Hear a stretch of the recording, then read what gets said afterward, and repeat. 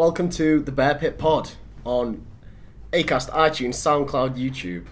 That's it. Did it for once. Yeah, smooth that. Smooth. Can't miss any out. That's Smooth. exactly it. If you're watching it on iTunes, go and leave us a review. We've asked you many a time. I think we've been quite polite about it, but now I'm saying, go and fucking do one. Is this the one if they do that they get a If prize? you do it, is that something? Yeah, That's end of the something. season, a signed shirt, currently Delap and Berrino. You know, and we'll read them out next week. To get shout out as well, Yeah. and they're entered into so prize. You Sounds write like a a good review deal to on me. iTunes, on the podcast section bit. We'll read it out next week. Make them stupid, make them daft. Just do something. But make it at least 4 stars or above. Just make it 5. Make it 5. Just make it 5. Take a 4 one there. I'd take a 4, but just do 5. just don't be arseholes. Just do 5. It's so easy. We start this pod off the back of a win. It feels like a long. I mean, what was it before the Hull game? Last victory was. I'm struggling because it was that long ago. No. Is it Middlesbrough at home? Yeah. Maybe. Yeah. It seems like an eternity, and we were slowly slipping into a little relegation look over your shoulder sort of situation, weren't we? I wouldn't say we're out of it. Do you not think? I think it's surely now. I mean, Swansea, 11 points, but yeah, no, we're done. Surely. You'd hope. Yeah, I mean, if we do go down now, we almost deserve to, because if we can't escape if 11 you mess it up from buffet here, in mid to late April, we have balls to up. But yeah, it was great to win.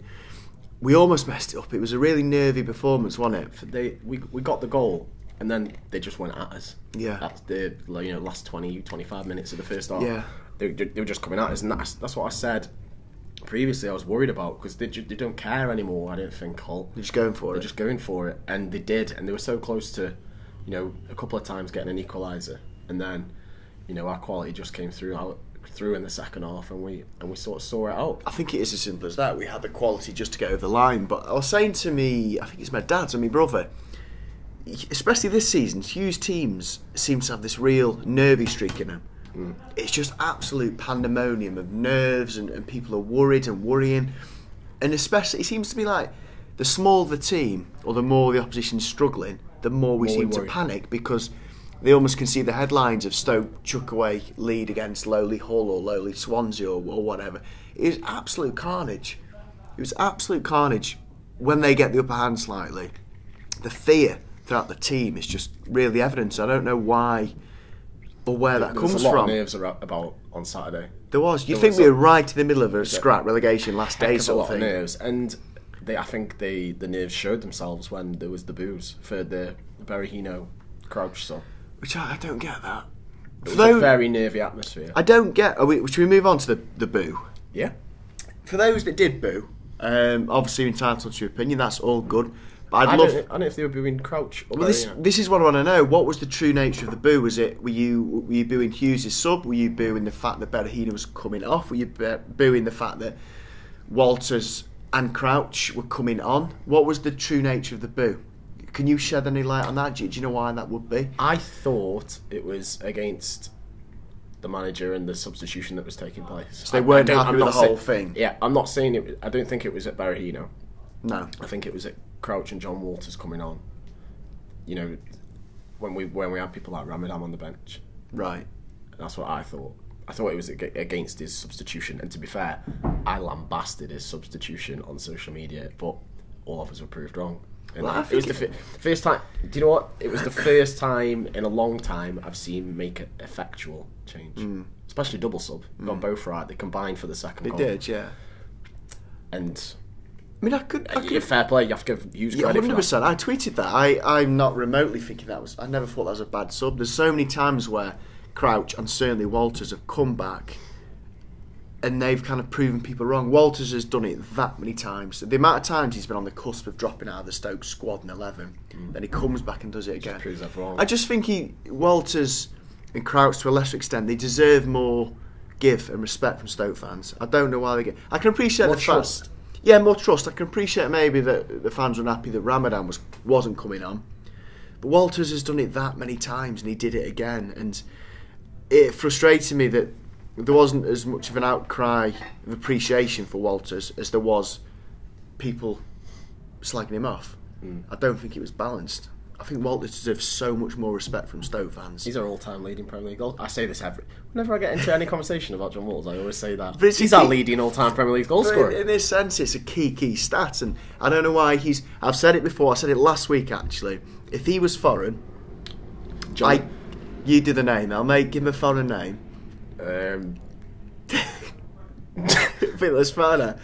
Just you call him Jonathan Garcia. Yeah. Well, Jonathan Garcia Walters. How would you put a spin on John? Johan. Hon. They don't say the J's, do they? I don't know why. But I guarantee Walters. And I said it about Charlie on last week. If he was foreign and not viewed in this, I'm doing the inverted commas thing for people that are just listening, a British slugger, I guarantee he'd have more respect. Same goes for Charlie Adam.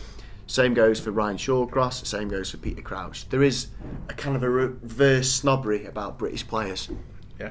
And it's there in and Glenn Whelan's another. I know he's Irish, but similar kind of sort of region stuff. British Irish players. Same with Glenn Whelan as well. And it drives me up the wall. John Walters does not get the respect he deserves from Stoke fans. He is a Stoke City legend. And maybe when this Premiership dream goes tits up and we're back in League One, we'll look back to John Walters and think he was ace. And maybe he'll get the credit he deserves there. Yeah. A mini rant from me there, but please give John Walters the credit he deserves. Interestingly, Martin Smith, who does the OK, come out with an article today in the Sentinel saying the fans let the club down with that booing. I agree. I think he's spot on. I don't know where it came from. I think it was just the nerves of the majority of the fans. But to boo a substitution, a double substitution. With that ferocity as well. Yeah. It was just over the top. It seemed just I think it's just the level we'd got to about not trusting Mark Hughes' substitutions, how badly they've been. Yeah. We've got ambulances in again this week. Yeah, it's a bit. We're in the Bull Street back room, being relegated again. Yeah. But still, at least we're not in the pub. Well, yeah. I say at least, it'd be nice to be in the pub. Well, speaking of that, water. Can you tell we've just come off the end of a bank holiday? We've got a bottle of water. Just a bit of water for you there, isn't it? Yeah. I've had a rough one, Craig. What did you go I booked an holiday to Tenerife, pissed up. Did you? Yeah. Who with? My mates, they're all in the pub going, we're going to Tenerife. I was going, no, I'm not. I goes, hang on, when was it? And they goes to me, your birthday? So they booked to go away for my birthday without me. And then they were going, Tenerife, chanting in the pub, and I ended up just booking it. So when you got that book for? Last game of the season. Then I found out what date it was, so I can't make Southampton now. Can you not go? No. Oh, what are you doing there? I need to get my tickets. They've come out today, actually, haven't they? Southampton tickets. They have. I was your bank holiday, Al. If we're dropping a bit of small talk whilst we're here. Yeah, let's throw it in. I severely pissed. Were you? For every day of it, Friday, Saturday, Sunday. People do that. I went the Bear Pit Sunday Club, what we were sponsoring, at the Longton Beer and Gin Festival. We did the quiz on Friday night, came third. Our team name was United Airlines Removal Team. That one is a free pint. Yeah. And Saturday and Sunday pretty much the same, just went and got absolutely blottoed. You stayed on it? Yeah. What did you do? I didn't do half as much as that. I went out for a few drinks with some mates on Thursday, did absolutely nothing on Friday, which was lovely. That's my favourite hobby, doing nothing. Bar Stoke. Then I popped down to Bournemouth as well to see some friends. I was just prepping for the Bournemouth away game. Just pop to Bournemouth? You can when you live down in London. Well, kind of. Yeah, even then it's 2.5 hours. But I was prepping for the Bournemouth away trip, which we got in a few weeks. Then I saw some more mates, watched some football, had a few pints, and then had another chilled out. I watched a hell of a lot of football. Yeah. Couldn't move for it. Even though I was severely pissed, I was working from home Saturday, 8 till 8, but my job covering football and shit, so I watched the Milan derby, watched the early kick-off, watched the 3pms, I just watched it all. This is a thing for the comments out there as well. I've always said this, and I hope this makes sense to people that are listening. I am more of a Stoke fan than I'm a football fan. Does that make sense? Yeah. If Stoke went bust tomorrow, my love of football would Peter away. Drop quite dramatic. I'd still watch it and follow it, and all the rest of it. I love all football. Would you just watch a random game on? Yeah.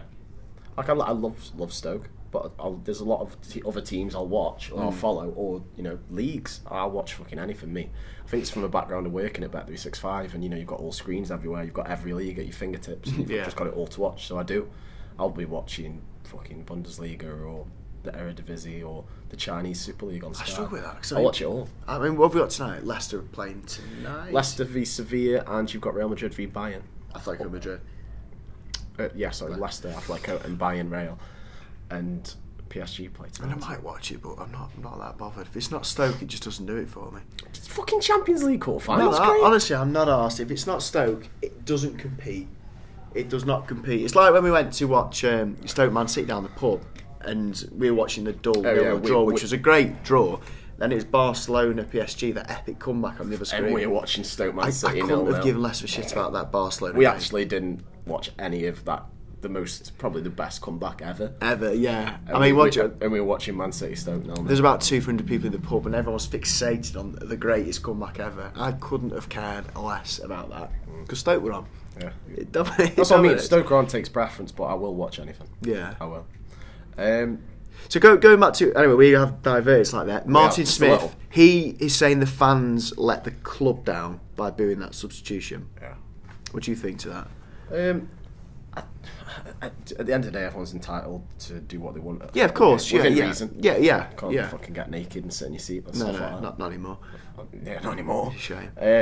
This is the same argument with people leaving early, and that apparently there was a lot of that. That came in for a bit of stick as well. Yeah, but people are entitled to do what they want. They've paid for the money. I don't think people should leave early. I think you should stay to the end and support your team no matter what.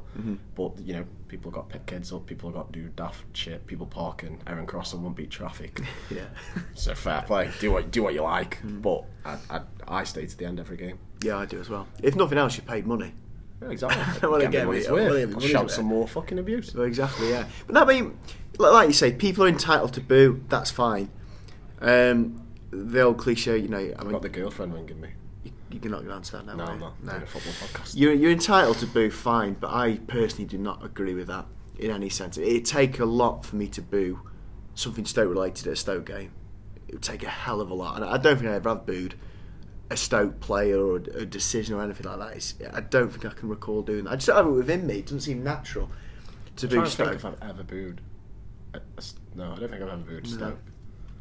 But I can only assume. I think the booing of the substitution was maybe a culmination of the last month's performance, and it came to a head in that very moment, didn't it? But it just seemed very, very, very unnecessary. And it makes me think, what did John Walters think when he was coming on?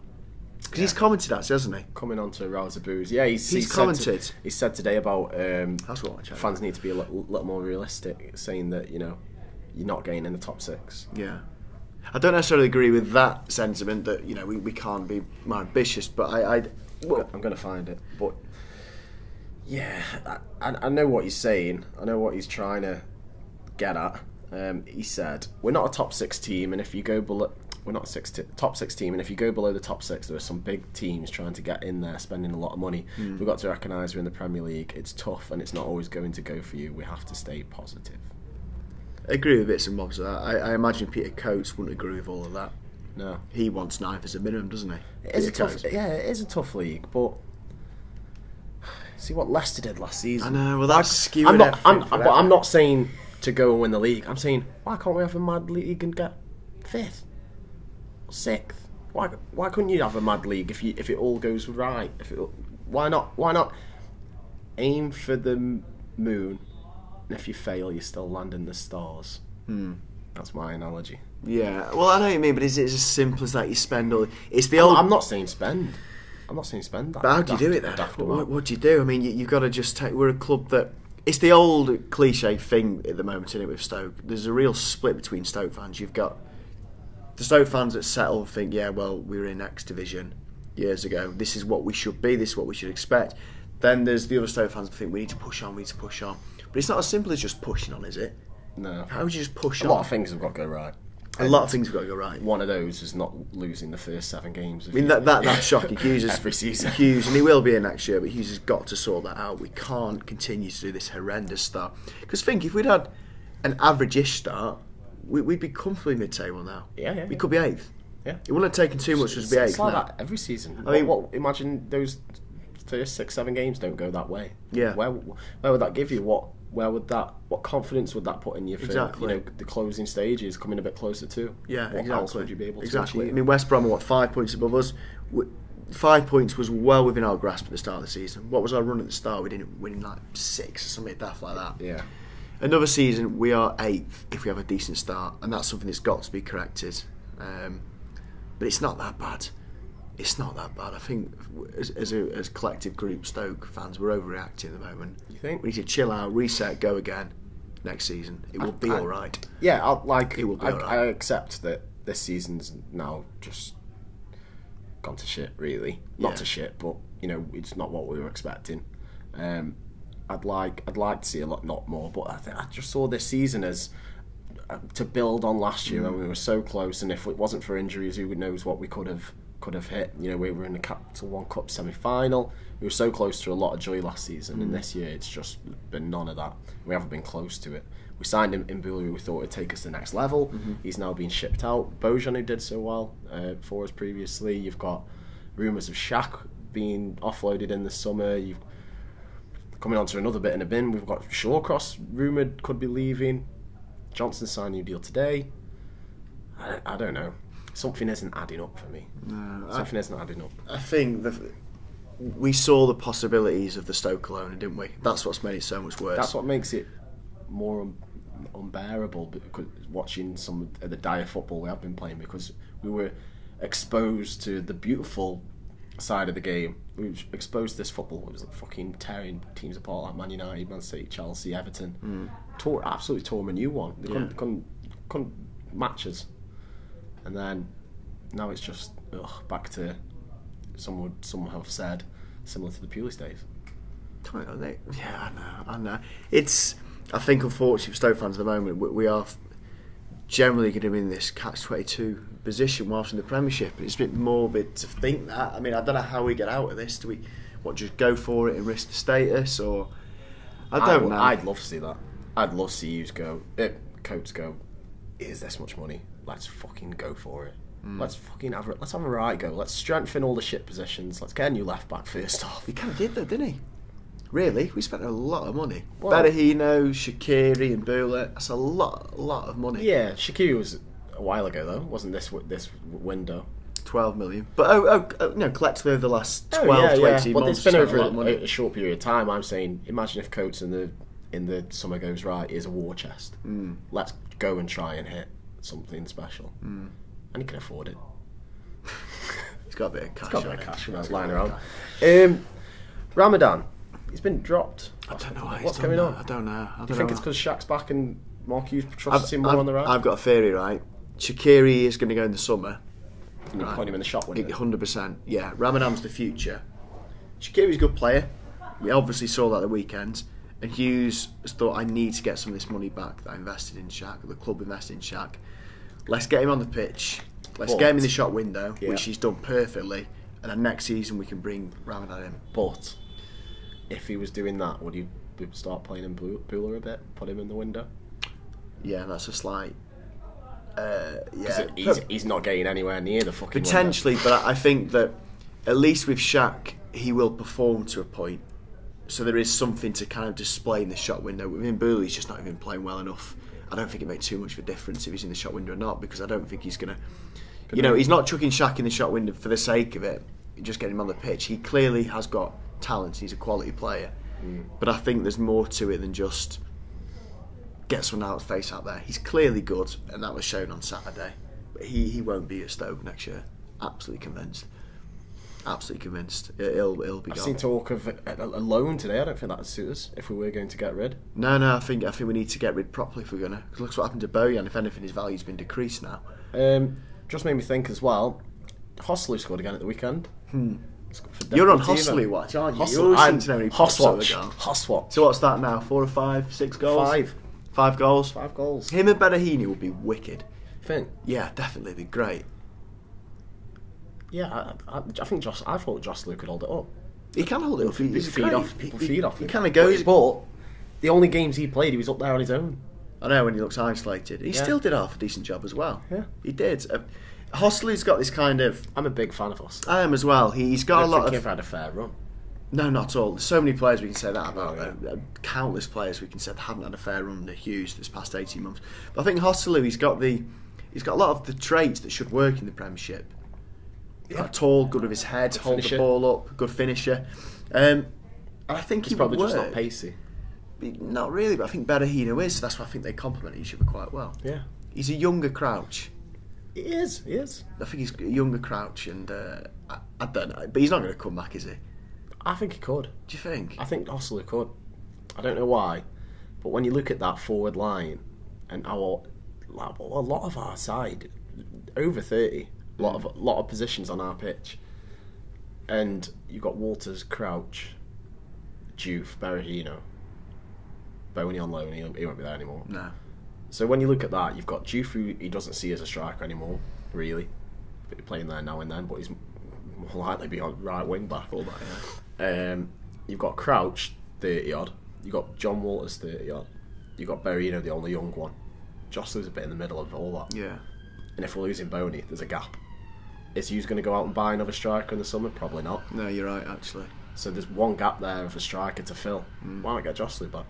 The thing is, I'd love Jostler to come back. I'd love him to work, but you can't confidently say yes, he'll come back in play because I don't have a clue what formation he's going to play going forward. I don't know how you get. We don't know what. In there. Never mind what formation he's going to play next season. We don't know game to game. Swansea, I haven't got the fog because I tend to do the first 11s, don't I? For preferred 11. Preferred 11, and every week it's just. I mean, I don't know what my. You got two right. Have I got two right this season? Getting, but I don't know what my agenda is. Is it to try and match what Hughes is doing, what I would personally do? But it's so impossible to guess it. I don't know how you, because I think it's very harsh to drop Walters and Crouch going forward for Swansea.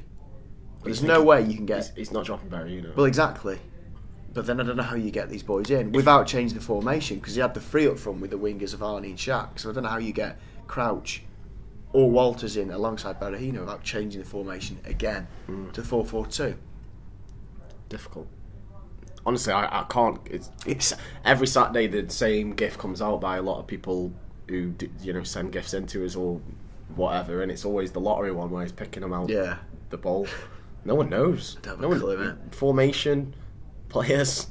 No, I haven't got a clue what's going to. Tell you one thing, I definitely. There's no consistency there. There isn't though. If we do play the same formation against Swansea, so many people have said this, and it's spot on. I.e., we play this. What is it? 3-5. I can't know. 3-5. What is it now? Shawcross, Indy, Muniesa. Then you've got the wing backs of Peters, Johnson. Then you've got two midfield, and three up front. Yeah, that's right, isn't it? What I would definitely do, and I don't know how this hasn't happened yet, is swap Peters and Muniesa around. You'd have Peters in they did that at Watford. It needs to come back now. They kept swapping. Muniesa is such a better footballer than Peters, and I think Peters is a good defender, and that's been said time and time again. But he's coming in for a lot of stick at the moment, Peters, and I think it's a bit deserved. But get him out of the firing line and being exposed as this winger because he's not, and it's making him look like a bit of a dickhead. Peters be a way better. Different league. And Muniesa is clearly a good footballer. We've seen that time and time again. They need to be swapped round. That's so plainly obvious. And I remember when they did keep switching at Watford. I'm not sure why it was, but it worked. It did work. Yeah. I couldn't think of a better wing back to have than Muniesa. Good defender, great going forward. He's perfect. He's made that position. I really think that. Big talk of Luke Shaw leaving Man United in the summer. Would you take Luke Shaw if we can get an assist with left wing backs? 100%. Yeah, definitely. Yeah, I can't help but think there's going to be bigger clubs some other coming. suitors Yeah, 100%. It'll take a lot to get Luke Shaw. But speaking 100%. of transfer rumours, Ryan Shawcross, this was breaking on Saturday night after the win. It's like someone was trying to upset us after we got a bit of joy for once. Shawcross been apparently being courted by Newcastle, says the Daily Mail, and then a couple of other papers have picked up on it afterwards. It also, was it Leicester? I think there was another club being Reunite Shawcross. Yeah, it was. And his contract runs out next summer. And for me, I'm already thinking, why has he only got a year left to run already? So, do you believe this? Do you think he could be behind a move away? Do you think... A tiny bit of me does. I think he could be almost sick of Stoke now because he's been here for years. He's had some great times, but I'm purely going off the back of he's given it the old couple of years a few times, hasn't he? Yeah, he has. And I truly think he's got to the point now where he's probably a little bit of... He probably doesn't feel loved by Stoke fans. He's probably sick of a certain Stoke fan page saying that he's got a mental illness as well. What? You never heard about that? What's this? Still Loud and Proud said that he had a psychological issue. Right. It's like where he kept on thinking he was going to get injured, or it was all in his head that he was injured. Well, I don't know what that's. And she rubbished it on her own Twitter account. She said, "Someone sent me this, laughing faces, and a picture." Who of the rubbished statements.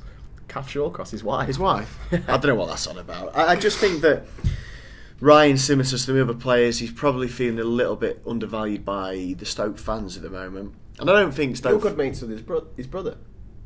Rory, well, I wouldn't say I'm a good mate, but my brothers are good mates with Rory. Yeah, he comes away with us a few times. I haven't got any inside goss, if that's what you're damn after. it, Craig. I was in the know. I was looking for the in the know. But yeah, Rory, I mean, I don't think Stoke fans have ever directly gone at Ryan, but I get the impression he might have popped on the oatcake here and there, and there's a few grumblings that he's lost it, he's never been the same. Well, it says something if Kath Shawcross is getting sent messages of certain... Well, exactly, yeah, and I statuses. truly think, I'm speculating here, but I just get the impression he's probably a bit like, I don't deserve this. And it's true, Ryan Shawcross should have universal kind of support and backing from Stoke fans, because he's been great. He did do his back a little bit, and maybe it did knock his performance. Naturally, as he gets older, his performances are going to start going the wrong way. But he's still been good. He's still been great. And he probably wants to mix it up. Season. No, he's not. He's not. He probably wants to mix it up a little bit. I mean, I hope he doesn't go, because he's an absolute Stoke legend.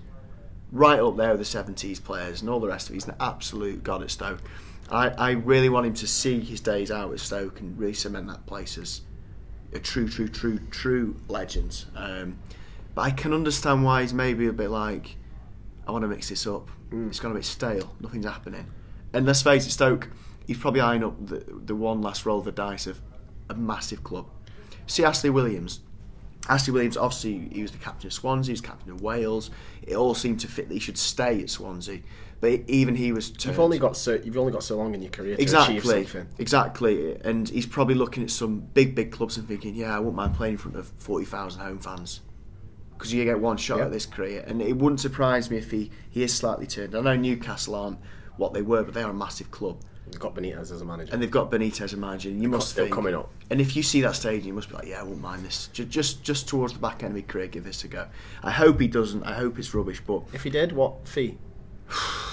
1 year in his contract, 29 is he now? I thought you were going to say 29 million. No. 1 year's contract, 29 years old. Well, it can't be more than 10. I think we do very well to get 10. I think he'd be under 8 now. Yeah, because he's... this makes it even worse. Ashley Williams went for 10. Who did? Ashley Williams. Yeah, that's a good shout. I think you're looking at 6 to 10, and 10 would be jackpot. But I reckon it'd be more near 6 than it would 10. And I think that's a shame, because I think in his peak, when he could have gone to a maybe top 4 team, I think we could have easily. There's some fact, like when I put these posts on the page, or when whoever's putting the post on, there's some people who are saying like, just get rid. This is what I mean. There's people who don't. This is my point See from what a he few does. minutes ago. This is my point. Why? What does he want to come in instead? I don't know if he's shit on some people's kids at Christmas or what. I don't know. It's just daft. He deserves a lot more respect. I'm moaning a lot, aren't I, today about players needing more respect, but Ryan certainly is one that deserves a lot more credit. And I don't agree when he does do the cut the ear thing. I don't think there's any need for that. But you can understand where the frustration may lie with him slightly. I think he gets too much stick within social media and all the rest of it. He doesn't deserve that. Well, and if his missus is on Twitter, as she is, she's listening. probably relaying it all to him. Yeah. If you're listening, Kath, we love you. We love you. And we also, well, I don't even love Kath, never met her, but we certainly love Ryan Shawcross. You met Kath, have you? No, I haven't really. Okay. So yeah, please stay, Ryan. And Kath, tell him if you're listening. Yeah. In years to come, it'll be so obvious how much of a legend he was. He already is, for me. He's been there that. since the championship and led us. He's our oldest current led us along player, this isn't journey. he? In the squad. Yeah. Followed by Glen. Glen coming that January, but yeah. So yeah, no, don't go, basically. Right. Speaking of deals, new deals, as we said, we want Ryan to sign a new deal. Johnson has today been given a 1 year extension, which has come in annoyingly again for a bit of stick. Some Stoke fans don't like the idea that we're giving an aging fullback a contract, but I am giving stick for this. Yeah. But not about giving him a contract. For me, if we're giving Glenn a contract, and we've been rumoured about getting a younger right back. This Sergi Palencia from Barcelona, captain of the Barcelona B team. We bid 5.6 million, but Barca want like 8 or closer to 10. Or, sorry, his release clause might even be 12. I can't remember if I've just completely jumbled up all those numbers. But we were bidding underneath what they want for him. So that shows to me that we're after a younger right back. And apparently, because I follow a lot of the La Masia accounts, and they said they'd be gutted if he went. Apparently, he's got a lot of potential. He was even named in the Champions League squad this year. How old is he? He's in the under-21 squad. I'm not sure of. But he was named in the Champions League. He thought he'd have had a couple of senior appearances by now, and that's why he's ready to leave. He's out of contract. So for me, that shows that we're after a right back, and we think it's a position that we need to replace. So, if we're signing Glen Johnson, I always call him John Glenson at the match usually. So if we're giving him a 1-year extension, that means we're not. To me, that means we're not giving Phil Bardsley a new deal. How long has he also needs a new deal this summer, I believe. So because they're both so injury prone, aren't they? I agree. Because I think one of the other. And if actually, that's what I'm saying. Yeah. So if I'm picking out of those two, Phil Bardsley for me this season. I've said previously he's been one of our unsung heroes. Agree. So for me, I'd have gone with Phil. I wanted to keep Glenn on, especially after all this about he was ready to move back towards London. So for me, I'd have gone Phil. I think you made a very good case there, Al. Can we have all three? Can we have 3 full-backs, 3 right-backs? Too many. You've only got a 25-man squad. Yeah, it's close. Hey, we've also got Tom Edwards, youth lad, right-back, who's doing pretty well. I think he scored the other night in the under-23s game. He's been in a couple of senior squads now. He's on the bench for a couple of games. So we've got him coming through as well. For me, I think we'd have way too much cover if we signed a new right-back, gave Phil and Glenn a new deal. That work just doesn't work. So for me, I don't think we'll be keeping Phil. I think that Glen Johnson, when he's performing to his true potential, is better player than Phil Bardsley. And he links up with Shaqiri very well. Yeah, he does. But he's too injury prone. He's been injured quite a lot. He's always injured, and then Bardsley at the same time is always injured. I think Phil Bardsley's been a bit more consistent with his injuries. Yeah, a little bit more. And he's probably only out of the side because of his suspension and how that knocked it for a bit. Yeah, I mean, it's difficult to answer that one. We'll have to wait and see what happens to Bardsley. But if Bardsley also signs a contract, I kind of agree that signing up these 2 aging fullbacks is not the way to go. Positive step, is it, for a squad that's quite old in general? Well, yeah, they're both 30 and above. So I'm happy with us getting a deal done, but I think it's for the wrong one. Well, it could be something as simple as it's just to get a fee out of Johnson. But who knows? Yeah, maybe something comes in, we get a bit of money back. But if we then sign up Phil now and then there's no right back, I'm gonna be like, what the? Come on, man. We need some youth. We need some.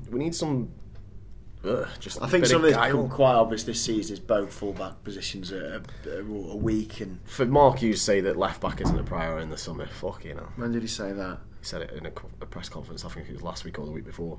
Says it's not a priority. But it should be the number 1 priority. Probably should be, shouldn't it? Well, yeah. after getting Bruno signed up. Left back is exactly the same kind of scenarios we've got at right back. We've got 2, not old in this sense, but we've got 2. We've got 1 full back that's not performing, and 1 full back that's stupidly injury prone. We can't have 2. We can't continue to have both these 2. We need someone with a bit more stability that can play, that's not injured. So if both of these 2 are sticking out, he won't improve left back, will he? No chance. So I don't know. Imagine if we go and give Charlie a new deal as well. Like it all happens quite close together. Like say tomorrow. How long's Charlie got? Charlie needs a new deal. How long has he got? I'm not sure. I think he runs out next summer. Don't quote me on that. But I know he needs a new deal. He's been pushing for a new deal. I think he's another one that's overly vilified. I've said it before. But I know you think differently to that. Yeah. You wouldn't mind him gone, would you? I'd love him gone. He's alright, Charlie. He's okay. So on to Swansea. Swansea away on Saturday. Well, you know what? I'm going to put this right. We'll definitely. You know when you get a gut feeling, we are definitely going to beat Swansea. Absolutely. You do this a lot. I do, and I think I get it quite on the money. You know, we will beat Swansea. They've had their mini revival. It's petering out now. Yeah. We've just been Hull. The pressure's off the team now. Shaqiri's back. his confidence will be flying. I guarantee we'll beat Swansea on Saturday. Yeah, I'm going to put it right out there. I don't say that for sake of it, because I'm a Stoke fan. I'm going to be positive. I truly have got the feeling we are going to do them. If Swansea go down, I want to steal some players off them. Well, there's one in there straight away. That comes to mind. Yeah. I take him in a heartbeat. I anticipate he's going to go to probably top 6. Imagine if we had a goal-scoring midfielder consistently. That'd be nice, wouldn't it? That'd be fucking mad. That'd be nice, yeah. Obviously, it takes Gerson. Anyone else? Who else is decent? I don't know where I'd even fit in, but they got a dead quick winger, Montero. Oh, Montero, yeah. He's fast. He is fast. He had a good start. I mean, we could do with another proper winger, I think. Shaq will go, in my opinion. So I think we could do with a winger. Montero, Sigurdsson.